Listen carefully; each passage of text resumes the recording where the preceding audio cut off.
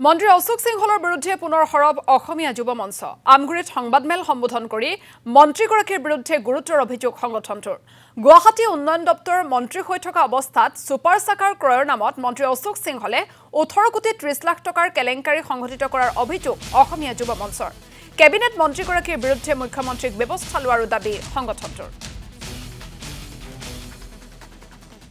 মঞ্চ ক'ব বিচাৰিছো এই বনিয়া সিংহালক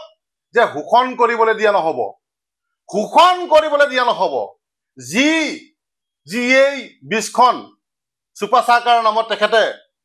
কোটি কোটি টকা যি আত্মহাত কৰিলে ইয়াক কেতিয়া হ'বলৈ দিয়া নহব আমি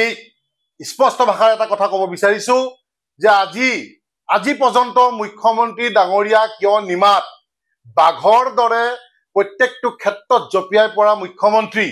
শূন্য সহনশীলতাৰ কোৱা মুখ্যমন্ত্ৰী আজি ক'ত আমি আপোনাক অনুৰোধ জনাইছো অতি শীঘ্ৰে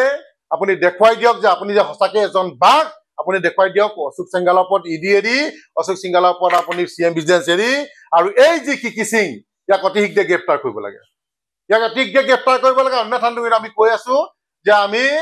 হাইকোৰ্ট দ্বাৰস্থ হ'ম উচ্চতম ন্যায়ালয় আমি দ্বাৰস্থ হ'ম এইটো চিধা কথা স্পষ্ট কথা যদি অতি শীঘ্ৰে কিকি বোলাজনৰ ওপৰত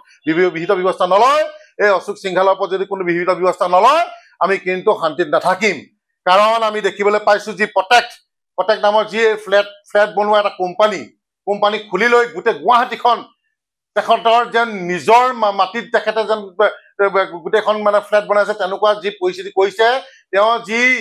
তেওঁ পুত্ৰৰ তেওঁ মৰমত যি অন্ধ হৈ গৈছে এই সিংহাল ডাঙৰীয়া এই সিংহাল ডাঙৰীয়া যি পুত্ৰৰ প্ৰেমত যি অন্ধ হৈ গৈছে এই কিন্তু বেছি দিন নাথাকিব অসমৰ ৰাইজে